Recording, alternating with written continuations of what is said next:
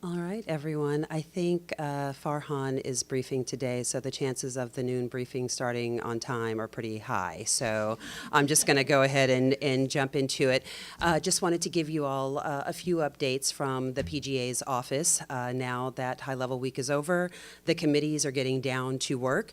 And so this week and early next week, the PGA will be addressing each of the committees as they begin their work and begin their plenary meetings.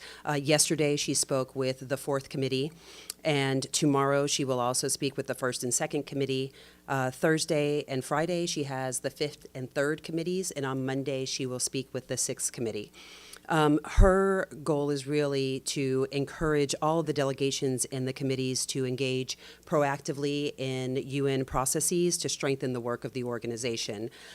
She is continually stressing the importance of the UN 80 initiative and the broader reform process, as well as the one-year anniversary of the Pact for the Future and the need to deliver on the various commitments that were made in the Pact. On Friday, this Friday, there will be a youth event organized by the Third Committee in the afternoon under the theme of building intergenerational solutions together for an inclusive future. And this is under the auspices of the chair of the Third Committee, the permanent representative of Thailand.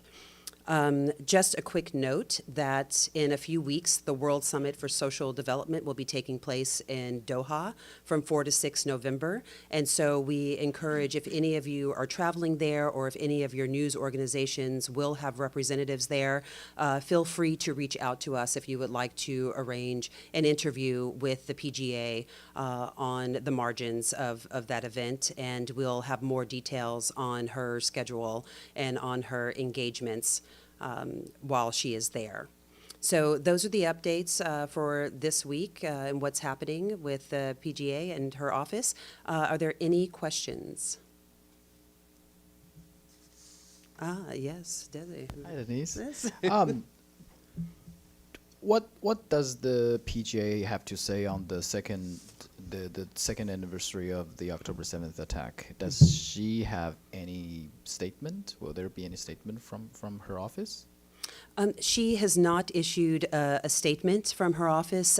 She obviously echoes the statement that the SG put out, that we need an end to this war now. She has always stressed that 2 years after the horrific terrorist attacks carried out by Hamas against Israel and Israelis on 7 October, that the situation in Gaza is politically and morally unacceptable. She has, repeatedly decried the fact that hostages are still being held, that civilians have been, tens of thousands of people have been killed, that, people are injured, maimed, civilian infrastructure completely destroyed, and almost the entire population in Gaza has been displaced. So she has continued to call on the fact that the General Assembly has been very clear that there must be an immediate ceasefire, an immediate return of all hostages, and that Hamas must lay down their weapons, and that Israel must immediately facilitate the full, rapid, unfettered entry and delivery of humanitarian aid. So her call is to, seize the opportunities that we are seeing in some, diplomatic breakthroughs to end the suffering of Israelis and Palestinians now.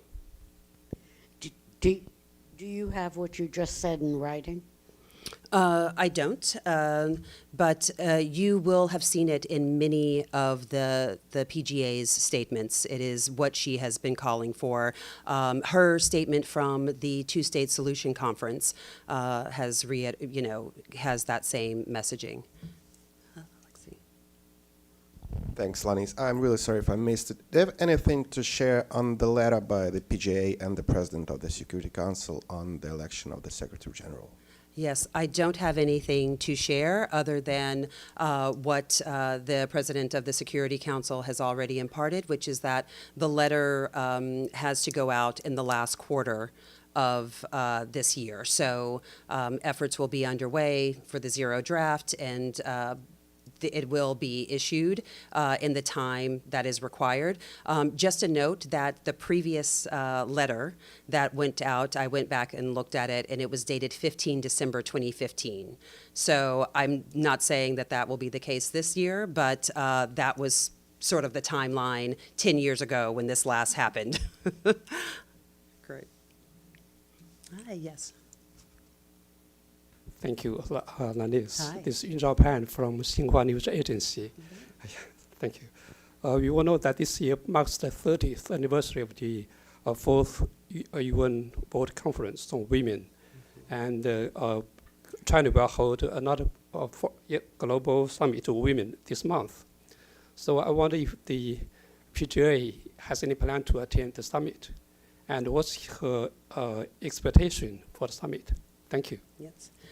The PGA is not planning to attend the summit, but as you may recall from her statement for the anniversary of the 30th, the Beijing Plus 30, she is very much interested in all efforts to keep these issues first, at the forefront of our discussion, to keep the issues of women's rights, the rights of girls on the international radar, because we have made a great deal of progress, but we have not gone far enough, and we see in some areas that we might even be losing pace with what we wanted to accomplish. So the fact that we are commemorating Beijing Plus 30, plus looking at how to move this forward 30 years later, she very much welcomes.